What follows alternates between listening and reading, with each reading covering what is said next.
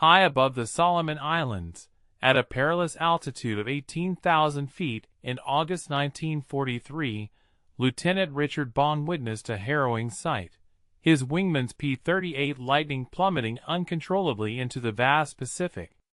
3 aggressive Japanese Zeros had ambushed their formation from above, leaving Bong isolated with the lead enemy fighter rapidly gaining on his tail.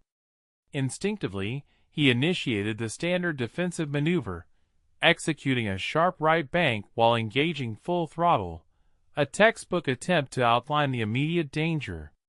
Yet, the nimble Zero demonstrated superior agility, turning with a terrifying precision that tightened the gap. The Japanese pilot was already positioning for a kill, leaving Bong with perhaps a mere 4 seconds before a torrent of 20mm cannon fire would undoubtedly shred his aircraft. What transpired in those next critical moments was a radical departure from any instruction found in official flight manuals. Bong, in an act of sheer desperation, completely inverted his P-38 and abruptly pulled the control stick forward. Rather than ascending away from the grave threat, his aircraft plunged precipitously towards the vast expanse of the ocean below. However, by flying upside down, he executed an escape vector that the Zero pilot could never have predicted. Physiologically, the sudden negative G-forces caused blood to surge into his head, blurring his vision with a crimson hue around the periphery. For 2 crucial seconds, his ability to discern the readings on his instruments was severely compromised. When he finally managed to roll level once more at 12,000 feet, the Zero was astonishingly above him, having overshot its mark and found itself completely out of position. Bong had not only survived this harrowing encounter, but had inadvertently stumbled upon a tactical innovation that would profoundly redefine aerial combat across the entire Pacific theater. This audacious maneuver stood in direct defiance of every foundational principle imparted at flight school. Instructors at the rigorous training bases scattered across California and Arizona explicitly cautioned against engaging in negative G flight, citing dire risks such as engine failure, catastrophic structural damage, and even pilot incapacitation. The official stance on such extreme aerial acrobatics was unequivocally clear. Nevertheless, in the brutal crucible of actual combat, when a skilled Zero pilot had achieved a perfect firing solution, those peacetime warnings faded into insignificance compared to the urgent imperative of immediate survival. The American pilots, who managed to endure their initial, terrifying encounters with the formidable Zeros, quickly absorbed a grim truth. The conventional aerial combat doctrine they had been taught was demonstrably costing American lives. Japanese aviators, having meticulously honed their combat techniques through years of active military operations over China, possessed an intimate understanding of every inherent advantage their Mitsubishi A-6M aircraft afforded them. American pilots, tragically, were perishing precisely because they adhered to training protocols designed for peacetime scenarios, battling an adversary who had long since abandoned such restrictive rules. The remarkable narrative of inverted flight tactics transcends the typical scope of standard military history. Between the pivotal years of 1942 and 1944, a comparatively small cadre of intrepid fighter pilots made astonishing discoveries. They found that the human body could, in fact, endure physiological stresses that aviation medicine had previously deemed utterly impossible. They also learned that their aircraft were capable of withstanding maneuvers that aeronautical engineers had steadfastly insisted would inevitably lead to structural disintegration. Most significantly, these pioneers conclusively demonstrated that, at times, sheer survival demanded flying directly into the heart of the threat rather than instinctively retreating from it. This was far from the sanitized version of Pacific air combat that frequently appeared in official after-action reports. Instead, it represented a desperate, unforgiving brand of brutal innovation, born purely from the crucible of necessity, where split-second decisions alone determined which pilots would ultimately return safely to base, and which would tragically become mere entries on burgeoning casualty lists. The formidable Mitsubishi A6M0 made its combat debut over China in 1940. By the time America was reluctantly drawn into the global conflict in December 1941, Japanese pilots had already amassed thousands of combat hours, relentlessly perfecting their devastating tactics. The Zero's inherent performance characteristics presented a singularly deadly challenge for Allied aviators. At speeds below 300 miles per hour, the Zero possessed an unparalleled ability to outturn virtually any other fighter aircraft in the skies. Its turning radius during combat engagements was approximately 400 feet tighter than that of a P-38 Lightning and nearly 500 feet tighter than an F-4F Wildcat. In a traditional turning dogfight, precisely the kind of engagement heavily emphasized in American training programs, a skilled Zero pilot could effortlessly circle inside his opponent's turn, achieving a decisive firing solution within mere seconds. Initial engagement reports emanating from the battlefields of the Philippines and Java painted a stark and grim picture.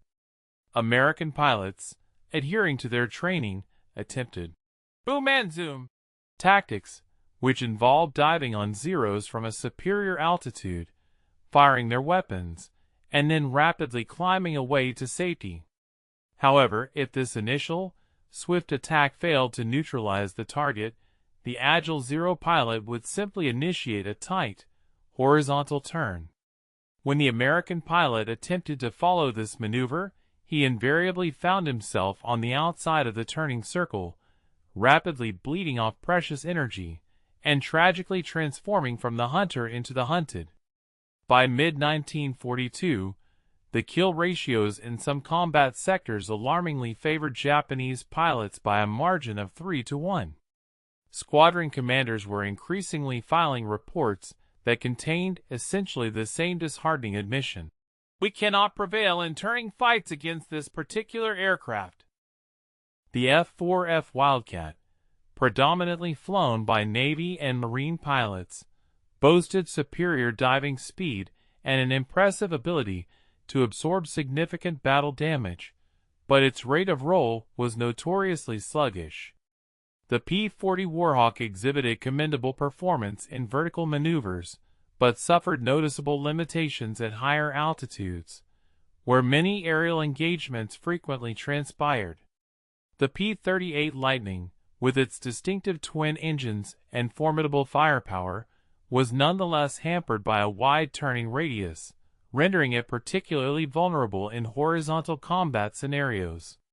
Each American fighter type possessed distinct advantages, be it raw firepower, robust armor, or blistering dive speed, but none could genuinely rival the Zero's exceptional agility in conventional maneuvering combat.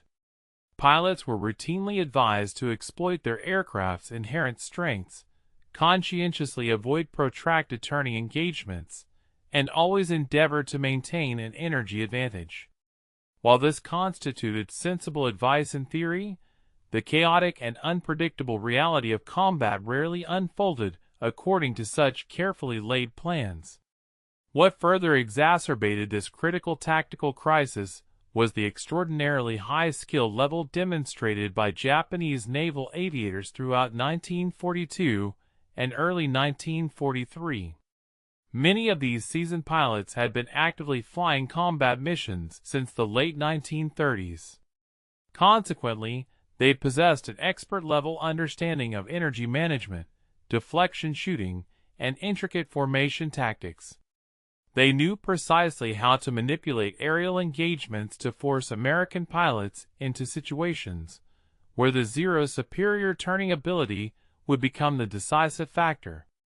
A frequently employed Japanese tactic involved one Zero acting as a decoy, flying straight and level, deliberately presenting itself as a vulnerable target.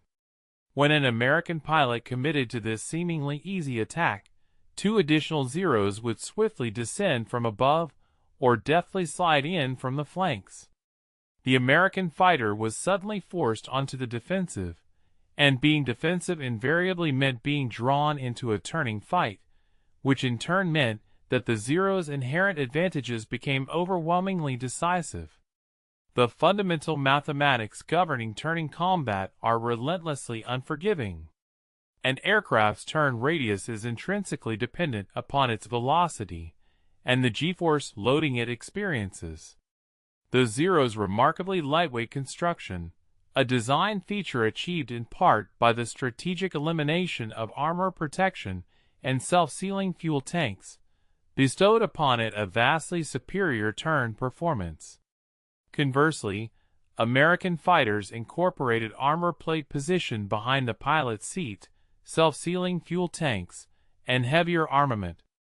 While these crucial features undoubtedly enhance pilot survivability when an aircraft sustained hits, they also added hundreds of pounds to the airframe, which in turn increased wing loading and consequently expanded the turning radius. American pilots were thus essentially tasked with defeating an adversary who possessed the most critical advantage in a dogfight, all while flying aircraft that had been optimized for survivability rather than nimble maneuverability.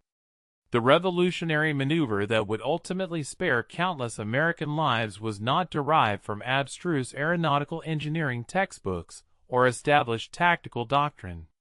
Instead, it emerged organically from a potent mix of raw desperation and accidental discovery. The split S, as it eventually became known, involved the pilot rolling the aircraft completely inverted and then pulling through into a steep, diving turn.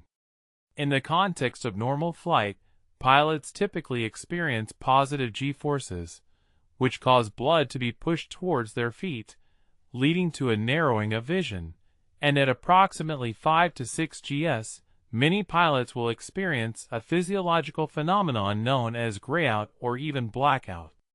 However, when a pilot rolls upside down and then forcefully pulls the stick forward, they instead experience negative gs. This causes blood to rush violently towards the head, and the resulting visual effect is termed red out, because the pilot's visual field quite literally turns red as the delicate blood vessels in the eyes become engorged. Aviation medicine in 1942 widely posited that humans could barely endure negative g-forces. Contemporary studies indicated that even a relatively mild -2 gs could induce severe discomfort, profound disorientation, and potential retinal damage. Official guidance, therefore, unequivocally recommended avoiding negative g-flight altogether. However, these academic studies had been meticulously conducted in controlled laboratory environments with test pilots who were, crucially, not under enemy fire. Combat, by its very nature, presented an entirely different set of mathematical realities. A pilot who experienced 2 seconds of disorienting red-out vision, but successfully evaded a Zero's lethal gun solution survived. Conversely, a pilot who meticulously maintained perfect positive g-flight, but remained squarely within the Zero's crosshairs died. The stark choice facing these aviators was not between comfort and discomfort. It was between a fleeting moment of temporary blindness and permanent, unequivocal death. The intricate physics underpinning the effectiveness of the inverted dive hinged significantly on astute energy management and the precise prediction of an opponent's reactions. When a Zero pilot had successfully achieved a tail position, he naturally anticipated that his target would either attempt to outturn him, which was an impossible feat for American aircraft, or endeavor to climb away, a maneuver that would invariably bleed the American aircraft's precious energy and render it an even simpler target.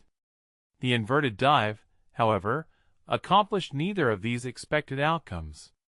Instead, it ingeniously converted altitude directly into speed, but crucially, in a vector that the pursuing Zero pilot fundamentally did not anticipate. More significantly, if the Japanese pilot were to attempt to follow through with this unexpected maneuver, his aircraft would immediately confront severe structural limitations.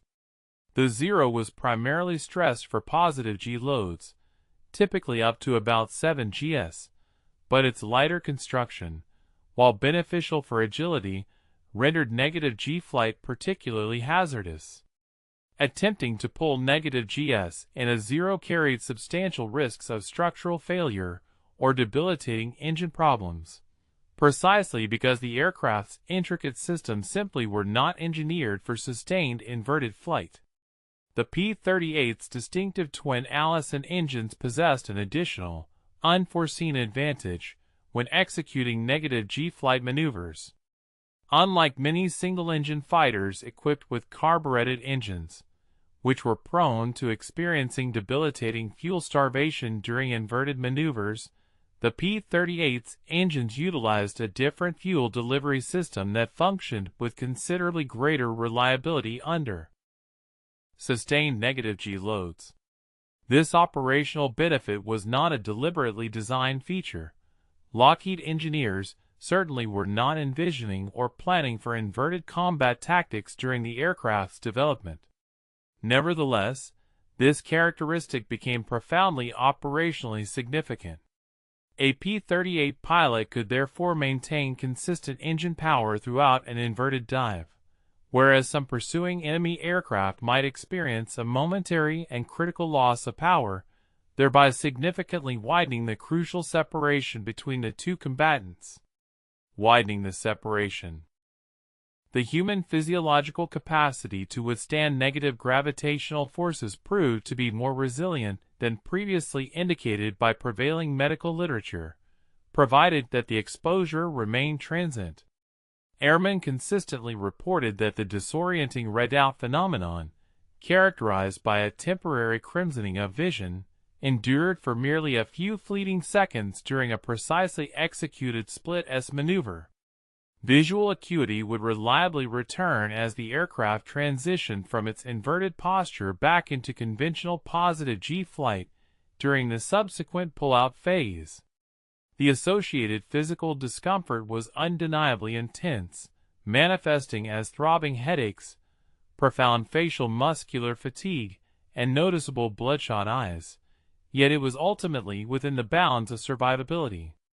Numerous aviators recounted in their post-mission debriefings that they considered a searing headache back at the airbase a far more preferable outcome than the grim prospect of a formal burial at sea. Their informal assessment of the inherent risks was starkly straightforward. While negative G maneuvers inflicted considerable pain, the destructive power of Japanese cannons presented a significantly graver peril.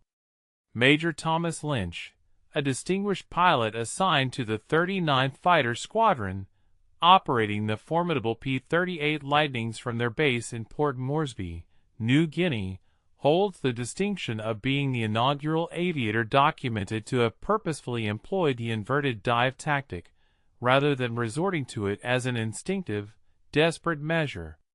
On April 11, 1943, Major Lynch was at the helm of a four-plane reconnaissance patrol soaring over the vast expanse of the Huon Gulf when his meticulously arranged formation unexpectedly encountered a contingent of 8 enemy Zeros, cruising at an altitude of 20,000 feet. Eschewing the conventional approach of engaging in a horizontal dogfight, Lynch immediately executed an inverted roll as the lead Zero aggressively closed in on his position. He then masterfully pulled through into a precipitously steep dive, rapidly accelerating his aircraft to speeds exceeding 400 miles per hour, before skillfully leveling out at an altitude of 8,000 feet. The Japanese Zero pilot, who had attempted to maintain pursuit, was compelled to pull out of the dive at 12,000 feet, evidently either disinclined or physically incapable of matching Lynch's extreme dive angle and blistering velocity. Lynch's audacious maneuver not only ensured his survival in the perilous encounter, but fundamentally altered the tactical dynamics of the situation. Upon successfully leveling his aircraft, he found himself possessing both a substantial altitude advantage and superior speed. He judiciously leveraged this considerable energy differential to regain altitude, this time approaching the now disoriented Japanese formation from a position of tactical advantage below. The enemy Zeros, having lost their initial cohesion, were scattered and fragmented, having mistakenly pursued what they perceived to be retreating American fighters. In the ensuing engagement, Lynch, capitalizing on the chaos, swiftly shot down 2 Zeros. His wingmen, having emulated his innovative inverted dive maneuver, emerged from the confrontation unscathed, without incurring any losses.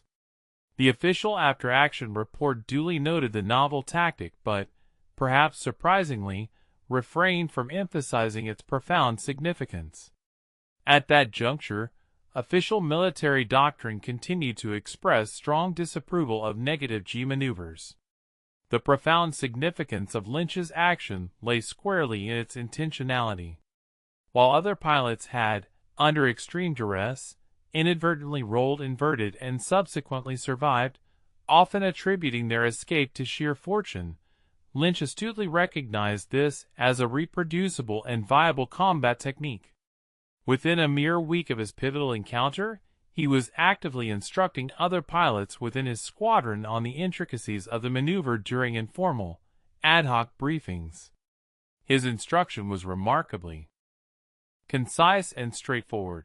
If a Zero manages to position itself on your tail in a situation where conventional evasive actions are ineffective, immediately roll inverted, pull through into a steep dive, accelerate hard, and exploit the resulting speed to create separation.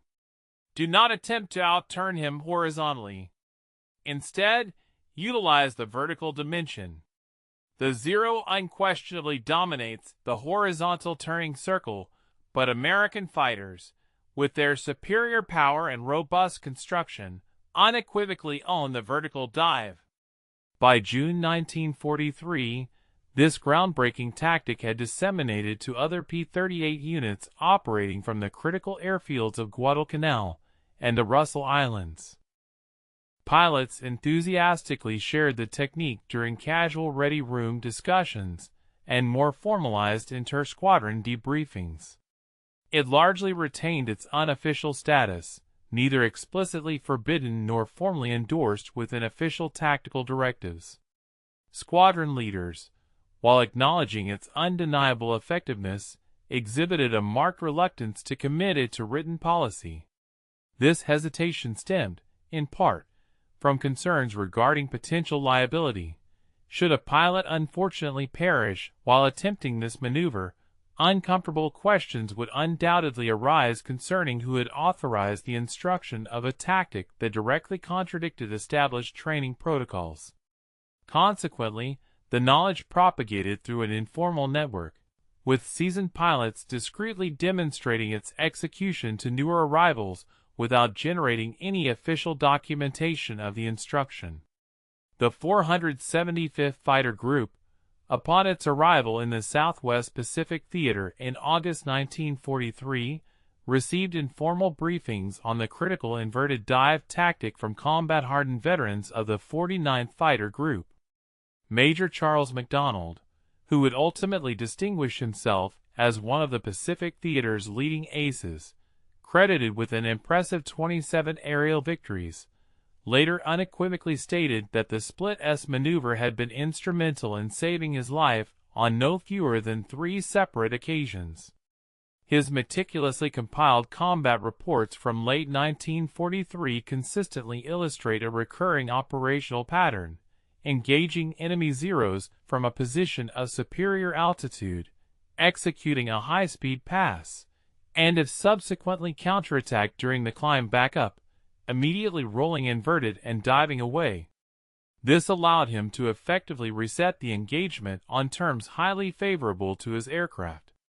This was not a display of elegant, artistic dogfighting.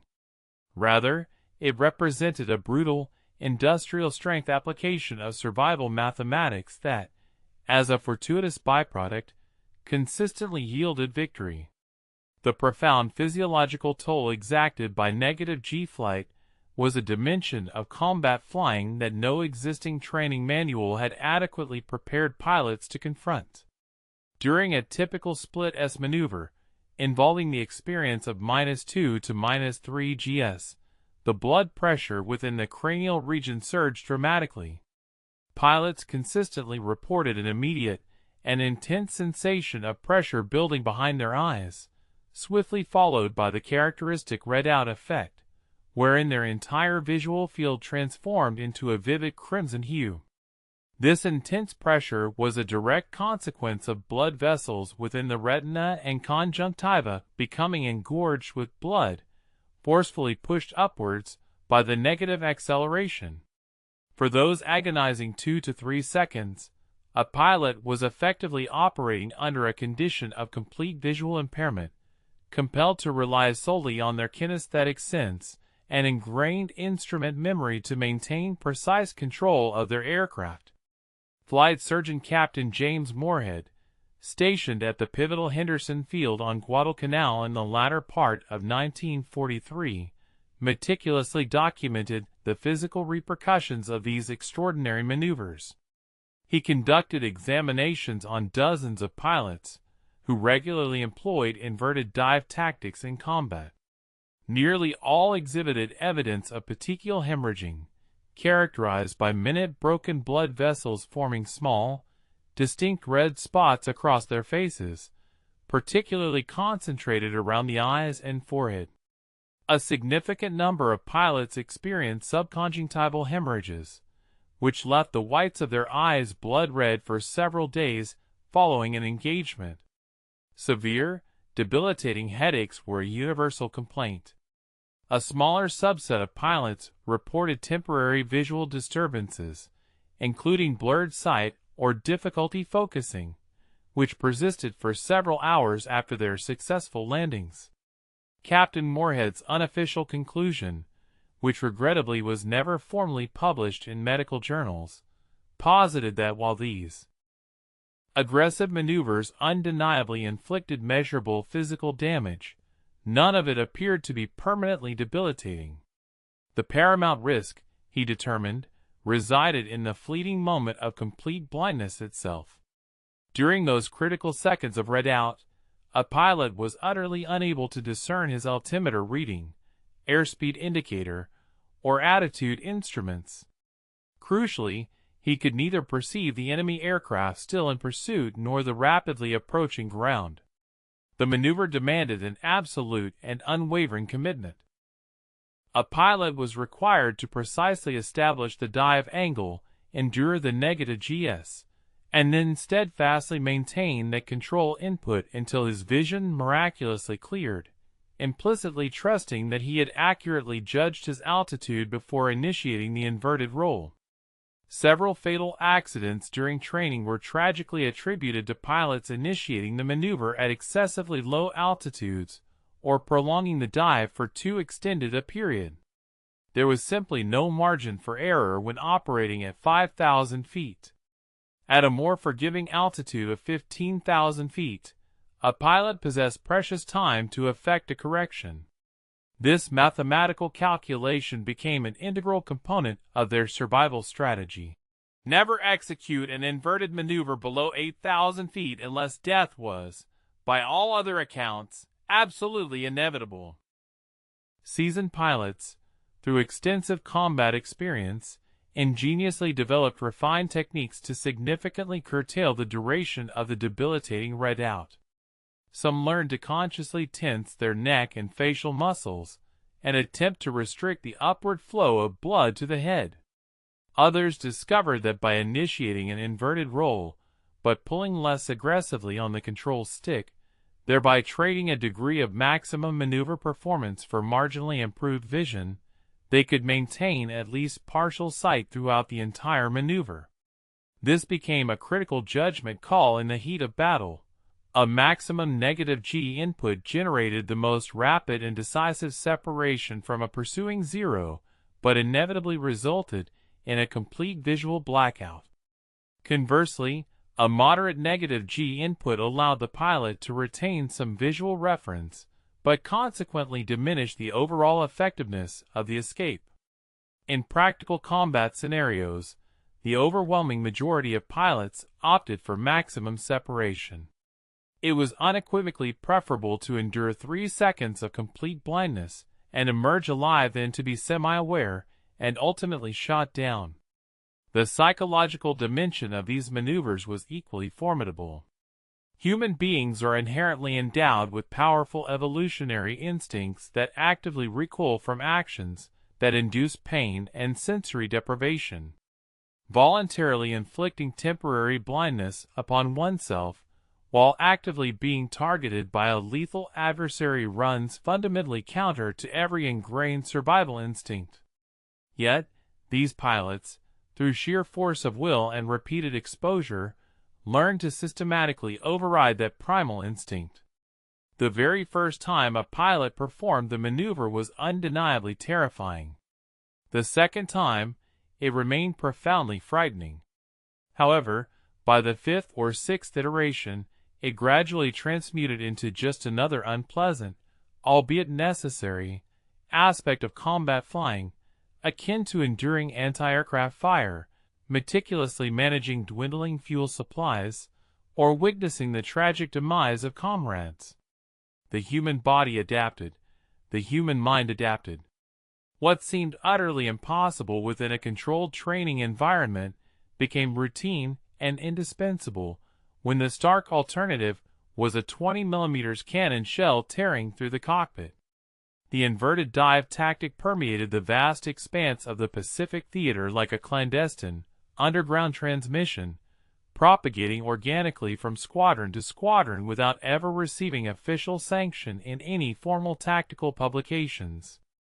By September 1943, P-38 units situated across New Guinea and the Solomon Islands were routinely instructing newly arrived replacement pilots in the intricacies of the maneuver during their initial week stationed in country.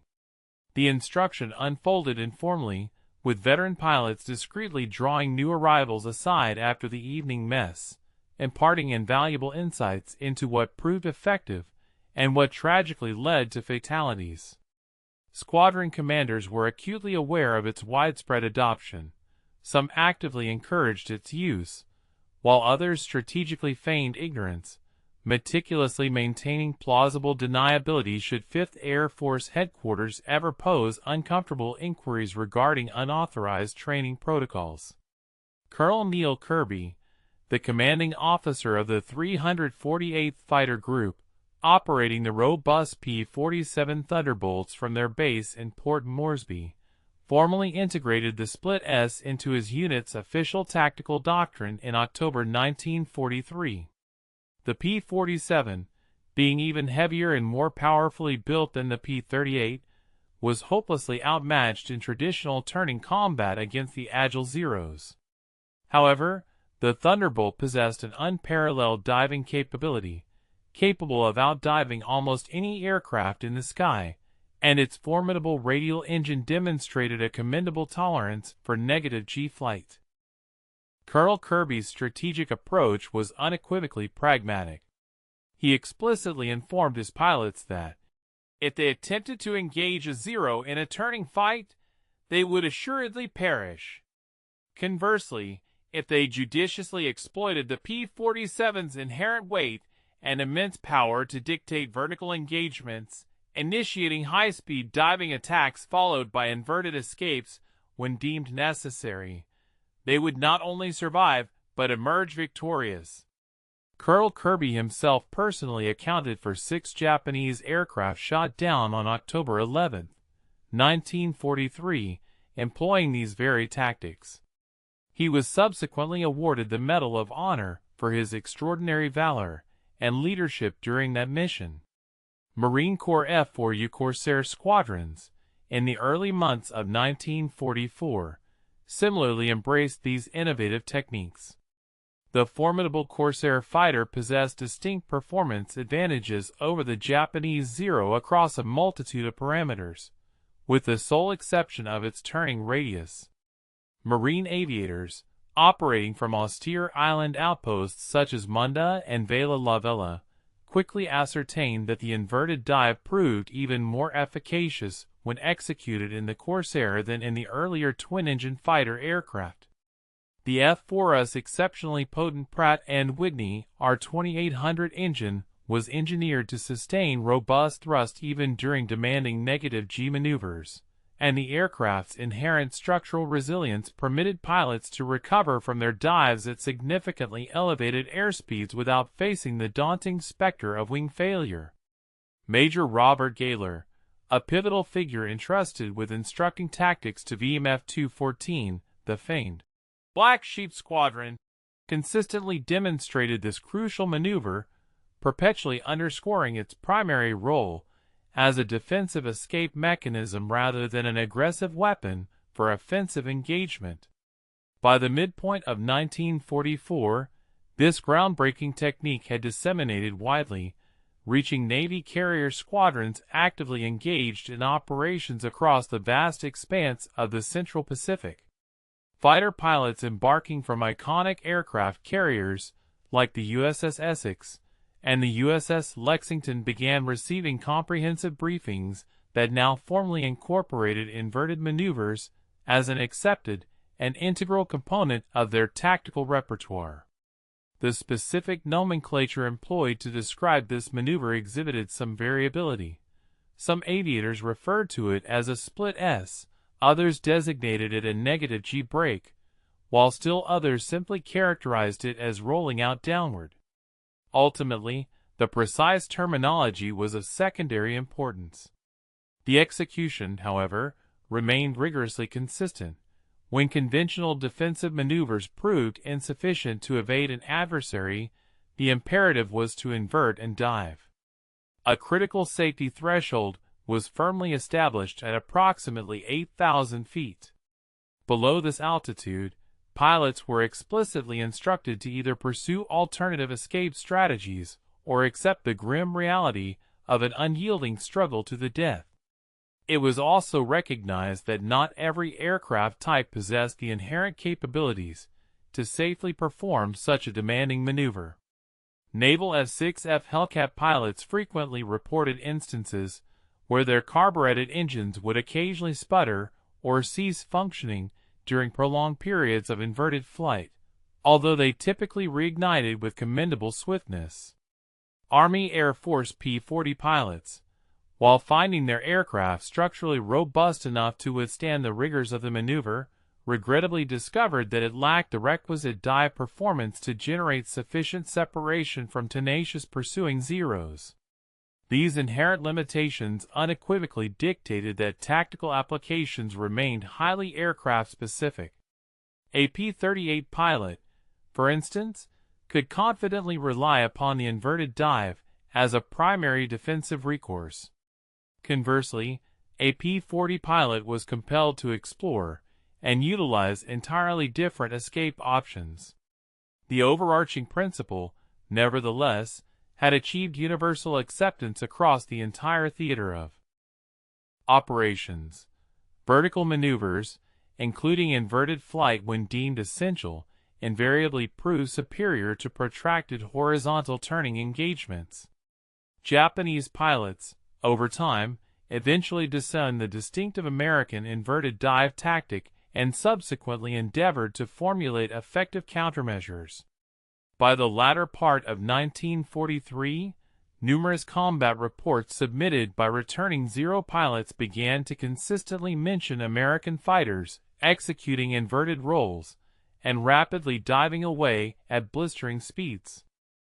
Initial Japanese strategic assessments, however, erroneously interpreted this as a purely defensive action, perceiving it as irrefutable evidence that American pilots harbored a profound apprehension of close-quarters combat and were, in essence, fleeing rather than bravely engaging. This particular interpretation proved to be strategically perilous for Japanese airmen, primarily because it inadvertently reinforced their pre-existing tactical doctrine, while simultaneously failing to grasp the true and emerging threat posed by the American maneuver. The inverted dive was unequivocally not a retreat. Rather, it functioned as a tactical reset, affording American pilots the crucial agency to choose precisely when and how to re-engage their adversaries on terms that were demonstrably more advantageous to them. Regrettably, some Japanese pilots, in a misguided attempt to emulate or counter this strategy, tried following American fighters through their inverted dives. The consequences of such endeavors were, more often than not, tragically fatal.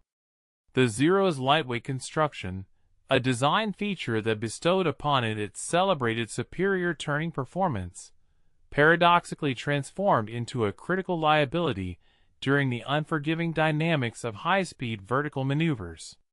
The aircraft's airframe, meticulously engineered and stressed primarily for positive G limits, possessed significantly diminished safety margins when subjected to the stresses of negative G flight. Consequently, several Zero pilots, who audaciously attempted to pursue P-38s through aggressive inverted dives experienced catastrophic control surface flutter or outright structural failure of their airframes.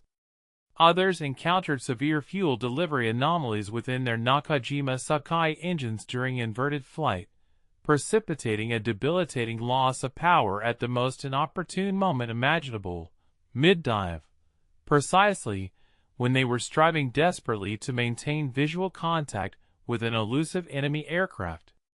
A meticulously documented incident from December 1944, occurring over the waters of Leyte Gulf, vividly underscored the profound lethality of this tactic, particularly when Zero pilots unwisely attempted to directly counter it. Lieutenant Colonel Thomas McGuire, expertly piloting a P-38, found himself embroiled in a tense engagement with 4 persistent Zeros at an altitude of 18,000 feet. When the lead Zero managed to attain a precarious firing position, McGuire, with decisive precision, rolled his aircraft inverted and initiated a steep dive. The Japanese pilot determinedly followed suit, endeavoring to keep McGuire's P-38 firmly within his gun sight. 2 critical events transpired simultaneously.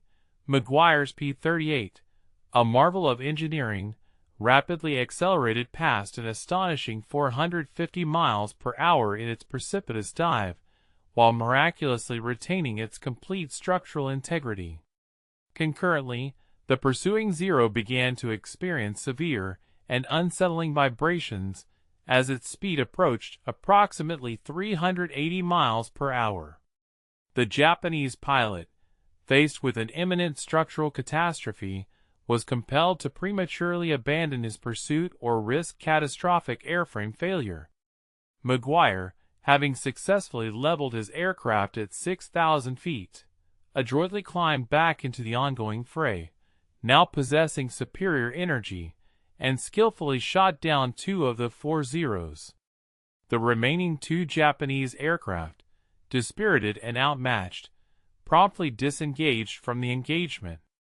The fundamental and intractable dilemma confronting Japanese pilots was that their most celebrated and effective aircraft, the iconic Zero, had, by the latter half of 1944, become optimized for an entirely anachronistic form of aerial combat.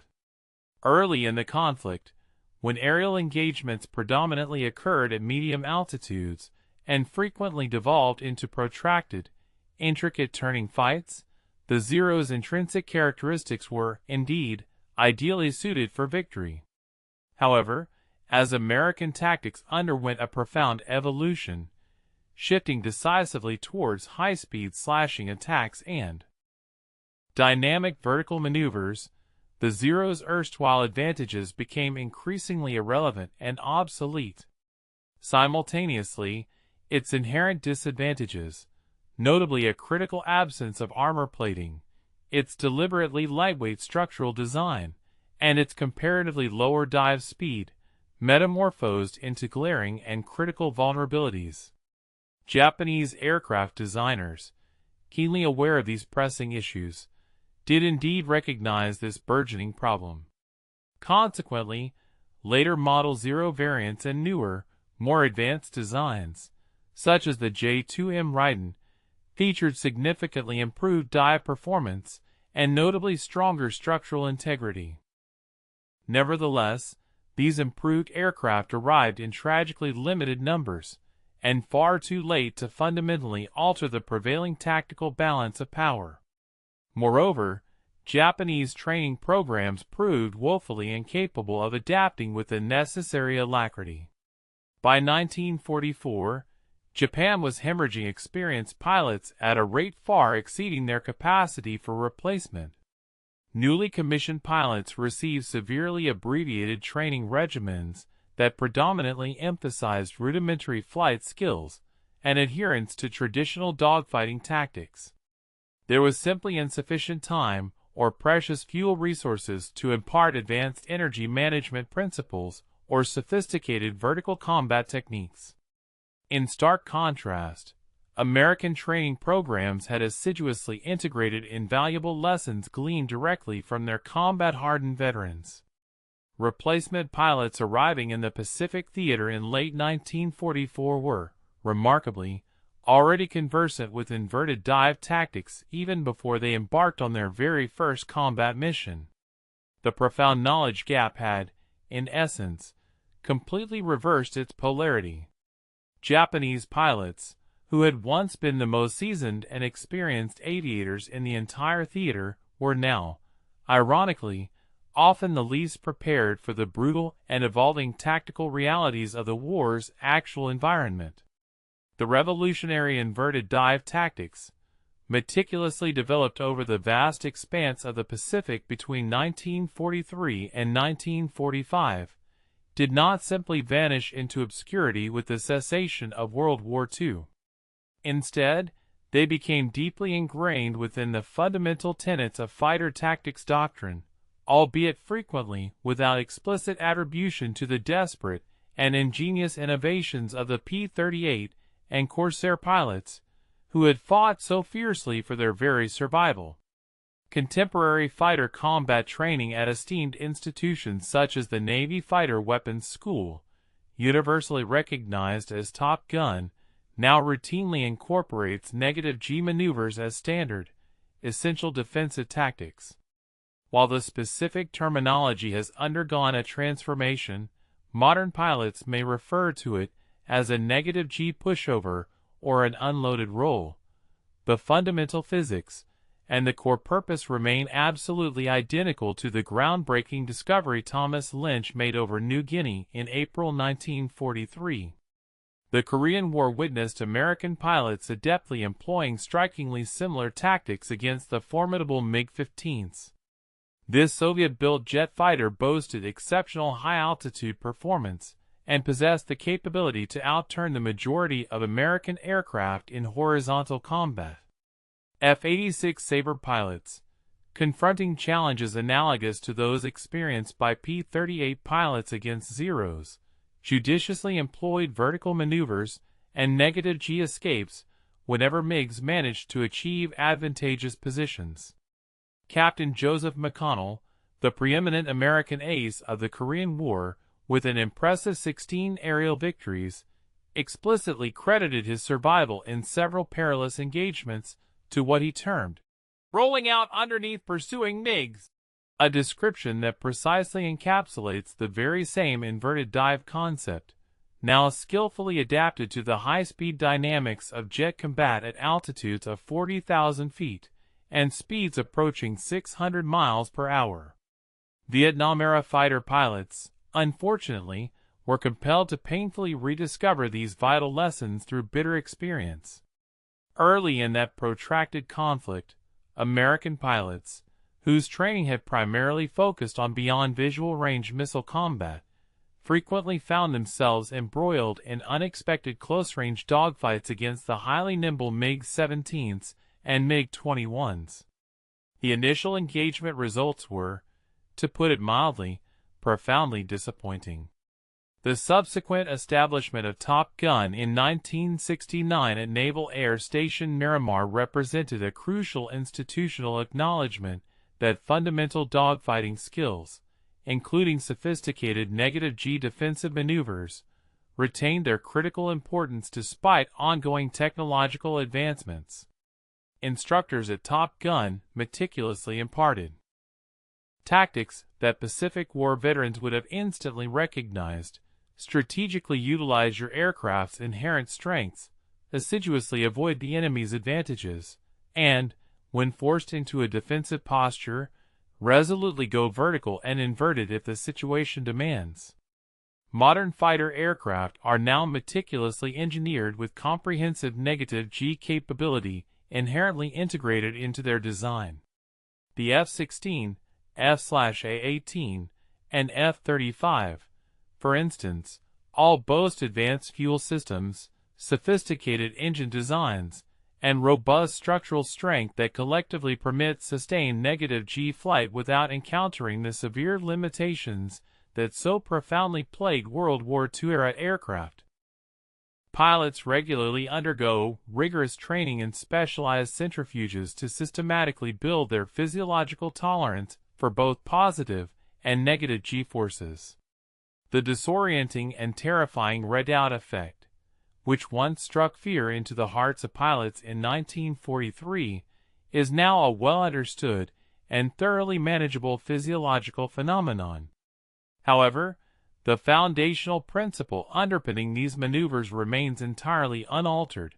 Negative G flight uniquely enables the execution of maneuvers that opponents are unlikely to anticipate, thereby generating crucial separation and creating opportune moments for a decisive counterattack. What truly renders this particular Pacific War innovation so exceptionally remarkable is its genesis entirely outside the confines of official bureaucratic channels. No aeronautical engineer was specifically tasked with designing this audacious tactic. No formal tactical development board ever convened to officially approve its implementation. Furthermore, no established training command incorporated it into their standardized syllabi until after intrepid pilots had unequivocally demonstrated its profound effectiveness through hundreds of intense combat engagements.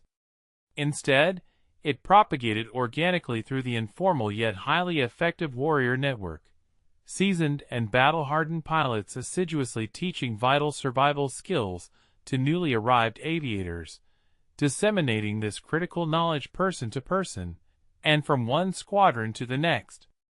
The courageous men who pioneered and refined these tactics seldom received recognition extending beyond the immediate confines of their respective units.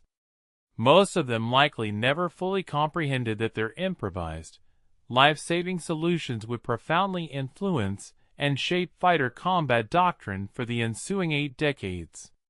For the next 80 years, the influence of pioneering aerial tactics would continue to resonate.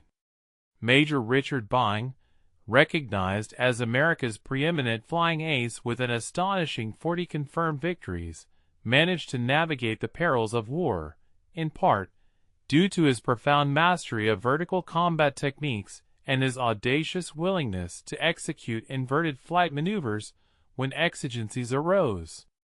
Conversely, Captain Thomas Lynch, credited with being the first to deliberately implement such a daring tactic, tragically perished in action over the Philippines in March 1944.